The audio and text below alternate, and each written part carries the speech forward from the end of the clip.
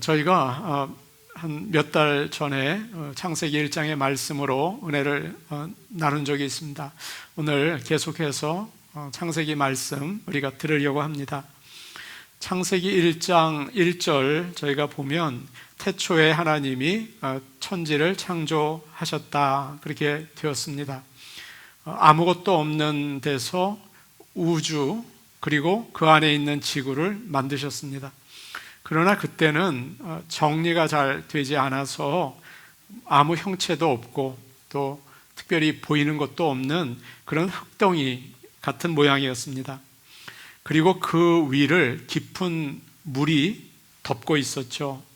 빛이 없어서 아주 캄캄했습니다. 한번 연상해 보실 수 있겠죠. 그런데 하나님의 영이 그 위를 새처럼 움직이고 계셨다. 마치 어떤 분은 알을 품는 것처럼 그렇게 품으셨다 그렇게 얘기를 합니다. 그런 생각도 할 수 있습니다. 도기장이가 그 발로 밟으면 이렇게 돌아가는 거 있지 않습니까? 그걸 물레라고 하나요? 그 위에 진흙 덩어리를 올려놓고 뭐 만들까 그렇게 생각하는 그런 시기라고 우리가 생각할 수 있습니다. 그런데 이제 하나님께서는 오늘 말씀에서 그렇게 혼돈하고 공허하고 어두운 곳에 무언가를 채워 넣기 시작하셨습니다. 구체적인 창조를 시작한 것이죠. 어느 목사님께서 오늘 말씀을 가지고 설교를 준비하면서 이 천지창조 내용 아닙니까? 그래서 유명한 하이든의 오라토리오 천지창조를 한번 들어보셨다고 해요. 처음에는 혼돈과 공허와 어두움을 표현하기 위해서 아주 느리고 또 단조롭고 그런 이제 정말 별로 이렇게 눈에 띄지 않는 그런 연주를 이제 해 나가다가 하나님이 빛이 있으라라고 말씀하시는 부분이 되니까 오케스트라의 모든 악기가 일제히 큰 소리를 내더랍니다. 그냥 짠 그러더래요. 그렇게 이제 어느 목사님이 얘기하시더라고요. 그래서 저도 한번 들어봐야겠다. 그래서 하이든의 천지창조를 제가 들었습니다. 한국 오케스트라가 연주를 하는 내용이었습니다. 그런데 한 10분 정도 지나면 이제 빛이 있으라 하는 장면이 나오는데 아무리 들어도 크지 않은 거예요. 짠 이게 안 나오는 거예요. 여기가 맞나 그런 생각을 하다가 다른 연주를 한번 또 들어봤습니다. 이번에는 레너드 번스타인이라는 지휘자가 지휘하는 것을 또 들어봤습니다. 그러니까 역시 11분쯤 되니까 정말 이번에는 하나님이 빛이 있으라 그 대목이 되니까 엄청나게 큰 소리로 웅장하게 힘차게 연주를 하는 것입니다. 그 소리가 얼마나 컸는지 제가 볼륨을 줄여야 됐습니다. 이거 너무 크구나. 온 우주의 빛이 한꺼번에 쏟아져 내리는 것 같이 정말 웅장하게 연주를 하더라고요. 지금 우리는 그런 창조 때 빛이 생기는 그런 놀라운 경험은 할 수 없을 것입니다. 그러나 오늘 말씀, 이 말씀을 듣는 가운데 죄 가운데 있는 우리가 그냥 듣는 말씀이 정말 아니고 예수 그리스도의 구원의 빛이 임하는 그런 놀라운 은혜가 이 시간에 있기를 간절히 바랍니다. 그것이 하나님의 말씀을 듣는 그 역사가 나타나는 것이죠. 1절과 2절에는 여러분께서 1절과 2절을 보시면 하나님께서 지금까지 어떻게 하셨는지 설명이 나옵니다. 설명이 쭉 되어 있죠. 그런데 3절에는 아주 짧지만 하나님이 직접 하시는 말씀이 나와요. 3절 말씀인데 우리 한번 하나님의 말씀이 어떻게 나오는지 한번 보시겠습니다. 3절입니다. 시작. 하나님이 이르시되 빛이 있으라 하시니 빛이 있었고 하나님께서 말씀하셨습니다. 빛이 있으라. 그렇게 하나님의 말씀이 나온 것입니다. 하나님이 이르시되 라고 그 앞에 되어 있는데요, 이 말씀은 1장에 하나님께서 창조하시면서 계속 하나님이 이르시되 3절에도 6절에도 9절에도 11절에도 계속 나옵니다. 빛이 있으라 이렇게 말씀하셨죠. Let there be light. 이 말은 명령이에요. 하나님께서 명령을 하십니다. 그러니까 어떻게 되었습니까? 빛이 있으라 하시니 빛이 있었고 말씀이 그대로 이루어졌습니다. 오늘 말씀에서 하나님께서 우리에게 알려주시려고 하시는 뜻이 계신데요. 그것은 하나님의 말씀에 능력이 있다는 것입니다. 아멘. 창세기 1장을 보시면 하나님이 말씀하시는 모든 것들이 만들어지죠. 하나님은 말씀으로 세상을 창조하셨습니다. 물론 생각으로만 창조하실 수도 있으셨겠죠.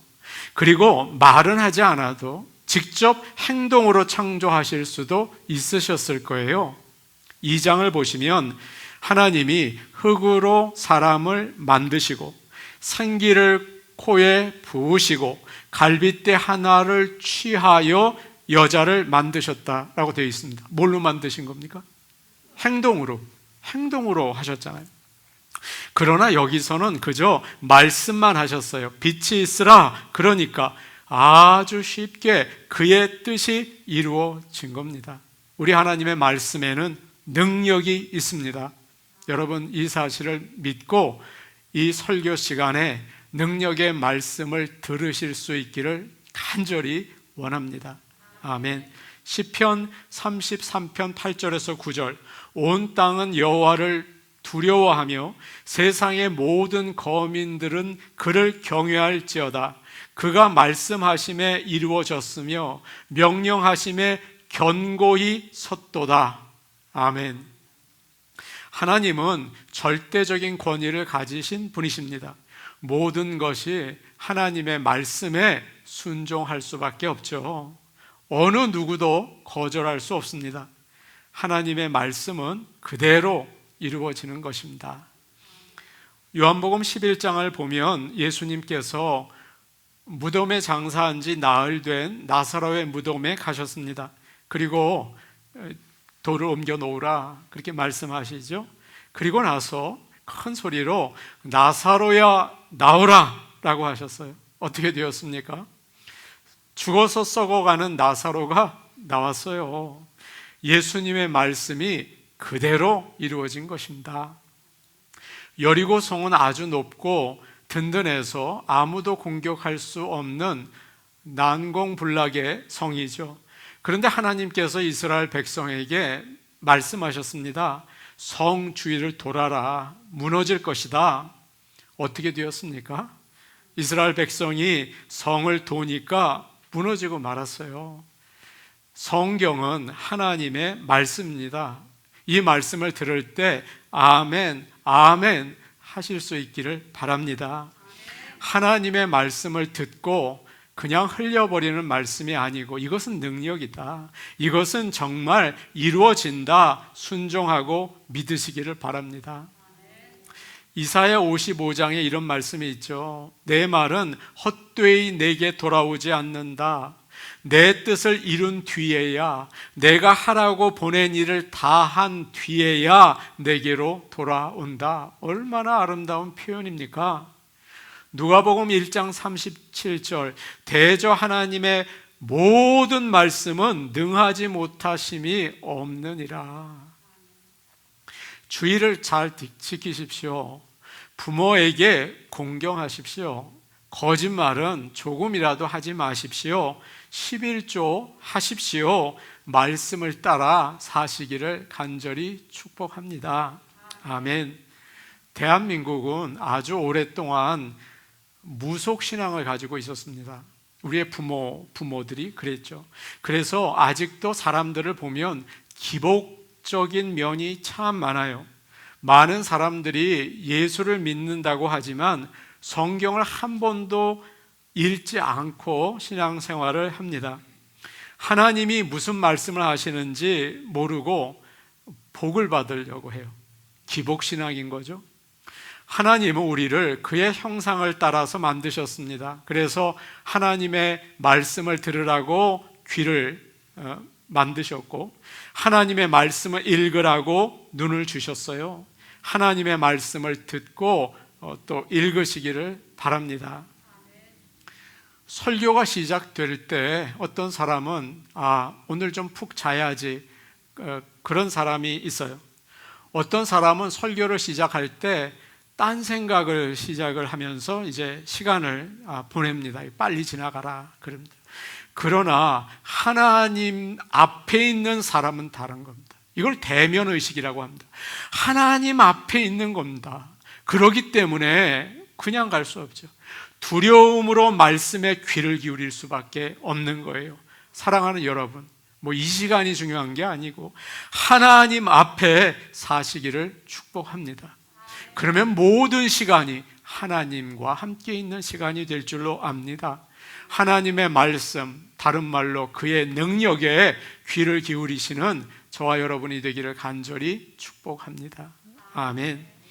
하나님은 6일 동안 세상을 창조하셨죠. 그런데 가장 먼저 만든 것이 바로 이제 오늘 우리가 읽은 빛입니다. 하나님께서 어두운 곳에서 일하시는 게 불편하셔서 먼저 빛을 만들어야겠다 그러신 게 아니에요. 앞으로 창조하시는 모든 것들에게 빛이 가장 중요하다고 생각하셨기 때문입니다. 풀이나 나무나 동물이나 사람이나 다 빛이 필요하지 않습니까? 어두운 곳에 두니까 자꾸 죽어요. 그렇기 때문에 빛은 바로 생명인 것입니다. 보통 우리는 빛이 태양에서 온다고 생각을 합니다. 그런데 성경은 하나님께서 첫째 날 빛을 만들었다고 하셨죠. 그리고 넷째 날 해와 달과 별을 만들으셨다고 합니다. 여러분, 이게 어떻게 된 일입니까? 사람들은 말이 안 된다고 해요. 넷째 날 해를 만들었는데 어떻게 첫째 날 빛이 생겼나? 앞뒤가 맞지 않잖아요. 그러나 오늘날 과학은 빛이 태양에서 나오는 물질이 아니라고 얘기를 합니다. 빛은 에너지를 가진 전자가 파동을 일으키면서 만들어낸다는 거예요. 꼭 태양에서 나올 필요만은 없어요. 여기서 우리가 알 수 있는 사실이 있습니다. 빛은 태양에서 나오는 게 아니라 하나님이 만드시는 것입니다. 하나님의 선물입니다. 그래서 해와 달과 별이 없어도 빛은 존재하는 거예요. 예전에 사람들은 태양이 생명을 준다고 생각을 했어요. 그럴듯하죠. 그래서 태양으로 태양을 신으로 섬겼습니다. 이집트에서는 바로를 태양신의 아들이라고 생각을 하고, 그리스에서는 아폴로를 태양신으로 섬겼죠. 지금도 많은 사람들이 걱정을 합니다. 앞으로 태양빛이 줄어들면 어떻게 하나, 지구가 얼어붙을 텐데 큰일이다 걱정을 하죠. 그러나 성경 말씀 창조 이야기 뒤를 가보시면 해와 달과 별을 광명체들이라고 하죠. 램프라는 뜻이에요. 램프. 이거 옆에 있는 이 램프 아닙니까? 태양은 하나님께서 사용하시는 도구일 뿐이다 라고 하나님께서는 간단하게 이야기하시는 거죠. 창조주이신 하나님이 우리에게 빛을 주십니다. 여러분, 예수 믿으려고 오지 않으셨습니까? 과학을 믿으려고 오셨다면 여기 안 계셨겠죠. 하나님을 믿는다면 이 사실을 믿으시기를 축복합니다. 창조주이신 하나님이 우리에게 빛을 주시죠. 해와 달과 별이 없어도 아무리 어두운 곳에서라도 하나님은 우리에게 빛을 주실 수 있습니다. 그분만 바라보고 그분의 말씀을 믿고 사시기를 간절히 축복합니다. 아멘. 오늘 말씀에서 하나님께서는 실제로 빛을 만드셨어요. Physical light입니다. 그러나 그렇게만 이해를 여러분 하신다면 하나님이 이 말씀을 통해서 우리에게 주시려는 영적인 의미를 놓치게 되겠죠. 예수님은 요한복음 8장 12절에서 이렇게 말씀하셨습니다. 나는 세상의 빛이니 나를 따르는 자는 어두움에 다니지 아니하고 생명의 빛을 얻으리라. 아주 대담한 말씀이에요. 이 상황을 알게 된다면 이런 말을 어떻게 하나 싶습니다. 초막절 마지막 날에 사람들이 큰 등을 만들어 놓고 하나님이 광야에서 구름 기둥과 불 기둥으로 인도해 주신 것을 기뻐하며 찬양했습니다. 그때 바로 그 순간 예수님께서 이 말씀을 하시는 것입니다. 나는 세상의 빛이다. 사람들이 놀라고 당황했죠. 어떻게 감히 저런 말을 하시나? 예수님은 바로 창세기 1장에서 하나님이 주신 빛이 나다 라고 말씀하시는 겁니다. 여러분, 계시록 21장을 보시면 아주 놀라운 말씀이 나옵니다. 새 하늘과 새 땅의 이야기를 설명하시는데요, 이런 말씀을 하십니다. 그 성은 해나 달의 비침이 쓸데없으니 이는 하나님의 영광이 비치고 어린 양이 그 등불이 되심이라. 아멘. 예수님은 혼돈과 공허와 흑암 가운데 있는 우리에게 빛이 되십니다. 해와 달과 별이 아니라 예수님이 광명인 것입니다. 우리는 어떻게 살아야 할지 몰라서 방황할 때, 또 인생의 의미가 없어서 허무할 때, 앞이 캄캄해서 낙심이 될 때가 있습니다. 혼돈과 공허와 흑암 가운데 살 때가 있죠. 그때 예수님은 우리의 길이 되시고 소망이 되십니다. 그래서 아름다운 인생을 창조해 나가시는 것입니다. 제가 늘 드리는 이야기가 있습니다. 제가 뉴욕에 살 때 교회에서 아주 먼 곳에, 업스테이트 뉴욕이에요, 기도원에 갔다가 이제 저녁에 돌아오게 되었습니다. 근데 어두워지고 밤이 되는데 눈이 오는 겁니다. 여러분, 업스테이트 뉴욕은 눈이 무섭게 내립니다. 얼마나 많이 오는지 하늘이 까매요. 그리고 가로등 불이 안 보여요. 이 밝은 불이 안 보입니다. 그리고 차들이 거의 없는데 지금 내가 그 큰 프리웨이에서 길로 가는지 안 가는지를 모르겠더라고요. 그런 경험을 했습니다. 할 수 없어서 작은 불이 보이는 곳을 따라서 내려갔습니다. 그리고 어느 집 문을 두드려서 그 사람들의 도움을 받아서 간신히 제가 돌아왔습니다. 정말 길을 잃고 죽는 줄 알았습니다. 나중에 제가 그곳을 다시 갈 기회가 있었어요. 얼마나 길이 넓은지요. 그리고 안내판이 잘 붙어 있는지 어이가 없었습니다. 아니, 세상에 내가 바본가? 그런 생각이 들더라고요. 이렇게 어두움은 아무것도 못 보게 만드는 것입니다. 죄는 우리를 바보로 만드는 것입니다. 그러나 빛은 분명히 보게 하죠. 예수님은 우리를 하나님께로 인도하시는 빛이신 것입니다. 동의보감을 보면 통즉 불통, 불통 즉 통이라는 말이 있습니다. 통하지 않으면 아프고, 통하면 아프지 않고 통하지 않으면 아프다는 말입니다. 몸의 기나 혈에 대한 이야기겠죠. 그러나 우리에게도 마찬가지예요. 하나님의 말씀이 들리고 예수 그리스도를 믿게 되면 사는 것입니다. 그렇지 않으면 영적인 동맥경화에 걸려서 서서히 병이 들고 죽게 되는 거죠. 생명의 빛 되시는 예수 그리스도를 붙잡으시기를 바랍니다. 4절과 5절 말씀 우리 같이 보겠습니다. 4절, 5절 말씀입니다. 함께 보십니다. 시작. 빛이 하나님이 보시기에 좋았더라. 하나님이 빛과 어둠을 나누사 하나님이 빛을 낮이라 부르시고 어둠을 밤이라 부르시니라. 저녁이 되고 아침이 되니 이는 첫째 날이니라. 아멘. 하나님은 창조하신 빛을 자세히 보셨어요. 그리고 참 좋다라고 하셨습니다. 우리가 음식을 정성스럽게 만들고 맛을 보죠. 그리고 야, 참 맛있다. 내가 만들었지만 이거 정말 맛있다. 가서 갖다 주면 사람들 참 좋아하겠다. 그러지 않습니까? 마찬가지예요. 좋다는 것은 마음에 든다, 기쁘다는 뜻입니다. 다른 말로 하면 하나님의 영광이 나타난다는 거예요.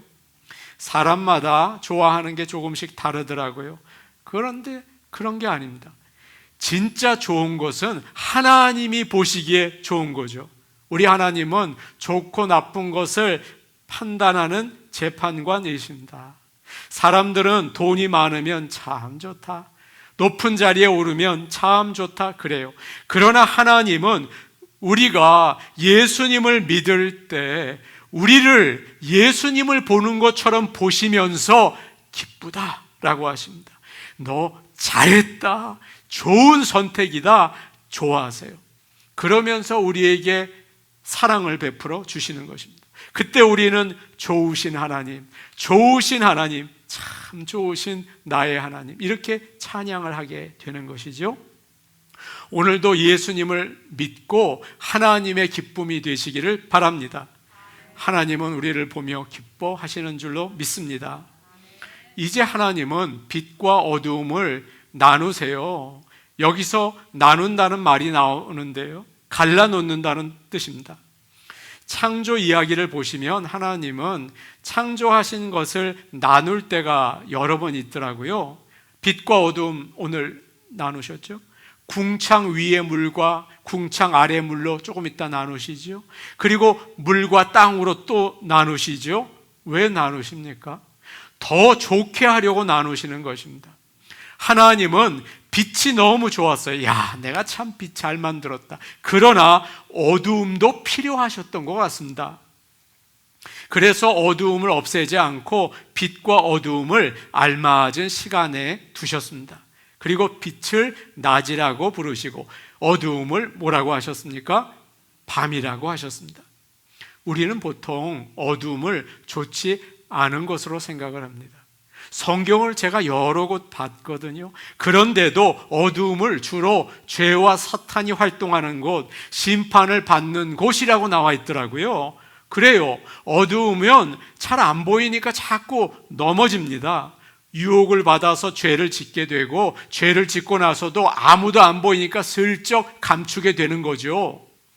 또 어둠은 고통과 슬픔의 시간을 가리키기도 합니다. 여러분, 우리는 모두 살면서 어두움을 경험하지 않습니까? 부부관계, 자녀 교육, 사업, 건강, 생각대로 되지 않아요.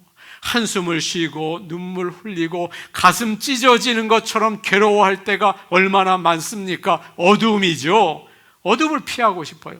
그러나 오늘 말씀을 보면 그렇게 나쁜 것만은 아닙니다. 밤은 누구에게나 필요한 거예요. 하루 종일 열심히 일한 다음에 편안하게 쉬고 회복하는 시간 아닙니까? 그래서 아침을 준비할 수 있지 않습니까? 시편 30편 5절 말씀, 저녁에는 울음이 깃들일지라도 아침에는 기쁨이 오리로다. 아멘. 일찍 주무시고 새벽 기도 아침에 하셔서 기쁨으로 맞이하시기를 원합니다. 알래스카에는 백야 현상이 있다고 합니다. 밤이 아주 짧을 때가 있대요. 여름에 80일은 해가 지지 않는답니다.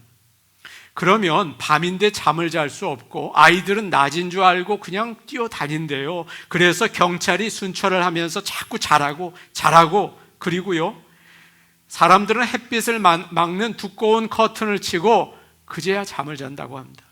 밤이 없으면 빛을 막아서라도 잠을 자야 돼요.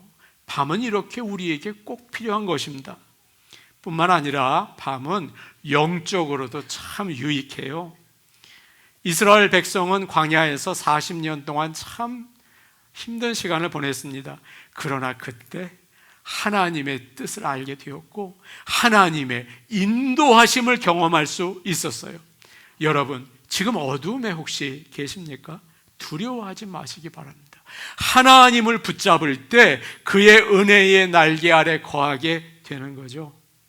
때로 풍랑을 만날 수 있어요. 그러나 바로 그 조그마한 배에 예수님이 누워 계신다면 그분은 깨어서 잠잠하라 라고 하실 겁니다.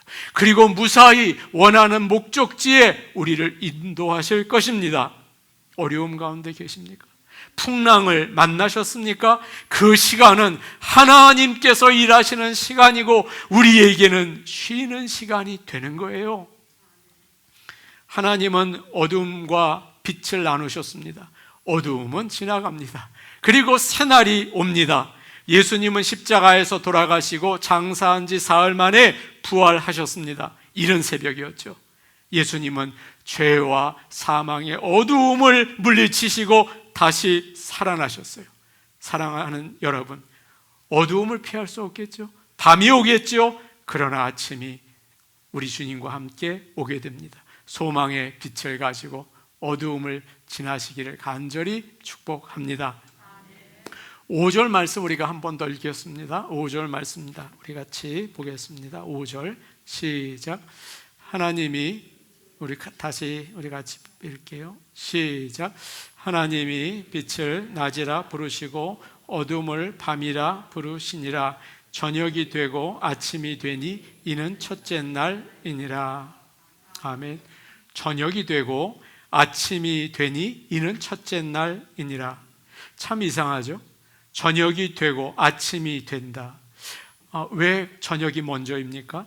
아직 해를 만들지 않으셨기 때문에 하나님은 해와 상관없이 낮과 밤을 만드셨습니다. 보통 우리는 아침에 일어나서 잠자리에 들 때까지를 하루라고 생각을 하죠. 그러나 성경은 밤부터 하루라고 합니다. 그래서 유대인들은 저녁부터 그 다음날 저녁까지를 하루라고 하지 않습니까? 그것은 빛이 없는 어두움에서 하나님께서 빛을 만드셨기 때문이에요. 하나님은 어두움 가운데서 일하시고 빛을 주셨습니다. 밤과 낮이 다 필요하죠. 이런 찬양이 생각납니다. 하나님 사랑의 눈으로 너를 어느 때나 바라보시고 하나님 인자한 귀로서 언제나 너에게 기울이시니 어두움의 밝은 빛을 비춰주시고 너의 작은 신음에도 응답하시니 너는 어느 곳에 있든지 주를 향하고 주만 바라볼지라. 사랑하는 성도 여러분, 주만 바라보시며 승리하시는 하루하루의 귀한 삶이 되시기를 바랍니다. 하나님께서는 빛이 있으라 말씀하셨습니다. 빛의 근원이신 하나님을 바라보시고 빛이신 예수님을 바라보시기 바랍니다. 그래서 우울하고 절망한 것을 이기고 기쁨과 소망의 아침을 언제나 맞이하실 수 있는 모든 성도들 되시기를 축복합니다. 아멘. 우리 같이 기도하시겠습니다.